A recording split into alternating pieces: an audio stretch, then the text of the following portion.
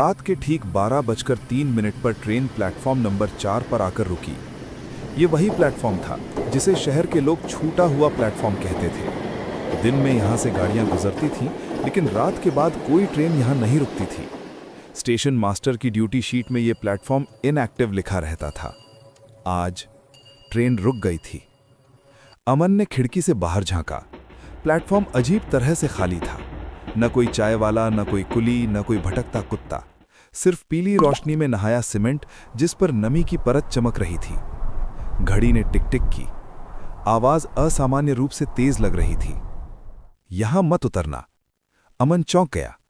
सामने वाली सीट पर बैठी लड़की ने बिना उसकी ओर देखे ये कहा था। उसकी आवाज शांत थी, लेकिन उस शांति में कुछ ऐसा था जिससे रीढ़ में ठंड उतर जाए। अमन ने उसे ध्यान से देखा। करीब 25 साल की होगी। सफेद सूट, खुले बाल, चेहरा बेहद सामान्य, इतना सामान्य कि अजीब लगे, जैसे किसी तस्वीर का हिस्सा हो। क्यों? अमन ने पूछा। लड़की ने खिड़की की ओर देखा। बाहर अंधेरा और गहरा हो गया था। जो यहां उतरते हैं, उसने कहा, वे वापस ट्रेन में नहीं चढ़ते। अमन ने हल्की हंसी हंसने की कोशिश की। आप डरावनी कहानी सुना रही हैं? लड़की अब उसकी ओर मुड़ी। उसकी आंखों के नीचे गहरे साए थे। आंखें बहुत ज्यादा स्थिर थीं, पलकें शायद ही झपकी हों। नहीं, उसने कहा, मैं चेतावनी दे रही हूं। तभी अनाउंसमेंट हुआ।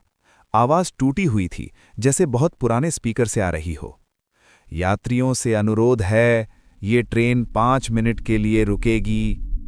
अमन को यहीं उतरना था। यही उसका शहर था, यही स्टेशन।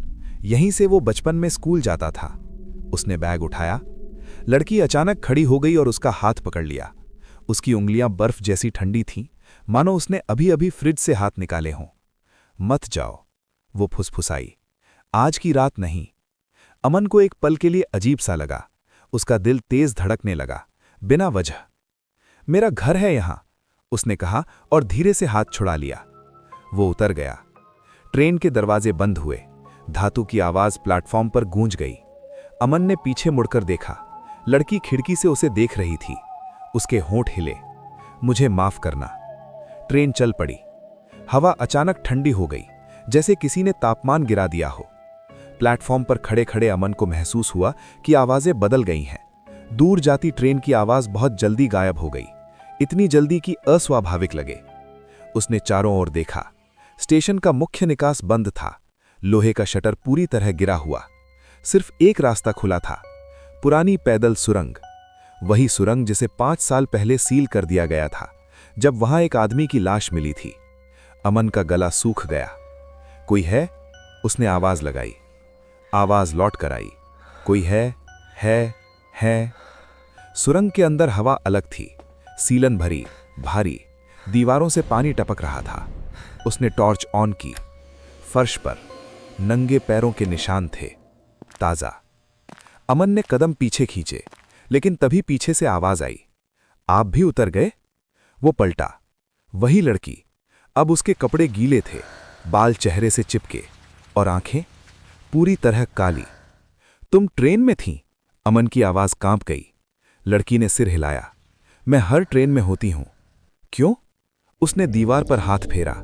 जहां जहां उसका हाथ गया वहां नाम उभरने लगे। दर्जनों नाम, पुराने, कुछ कटे फटे, कुछ अधूरे, और सबसे नीचे अमन शर्मा। अमन का दिल धड़कना भूल गया। ये मजाक है, उसने कहा, लेकिन आवाज में दम नहीं था। लड़की ने धीरे से कहा, यह सूची है। किसकी? उनकी, उसने कहा, जो यहां उतरे। अंधेरे में परछाइयां हिलने लगीं, फुसफुसाहटें उठीं। ट्रेन फिर आएगी। घर कितनी दूर है? बस 5 मिनट रुकी थी। अमन ने दौड़ना शुरू किया। सुरंग का दूसरा सिरा दिखाई दिया, हल्की रोशनी। उसने पूरी ताकत लगाई। पीछे से लड़की की आवाज आई, मैं भी तुम्हारी तरह ही उतरी थी 5 साल पहले। अमन ने मुड़कर देखा।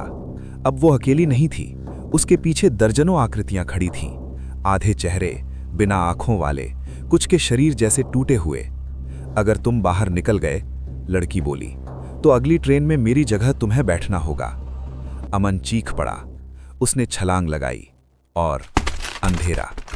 सुबह अखबार में एक छोटी सी खबर छपी। कल रात प्लेटफॉर्म नंबर 4 पर एक युवक का शव मिला।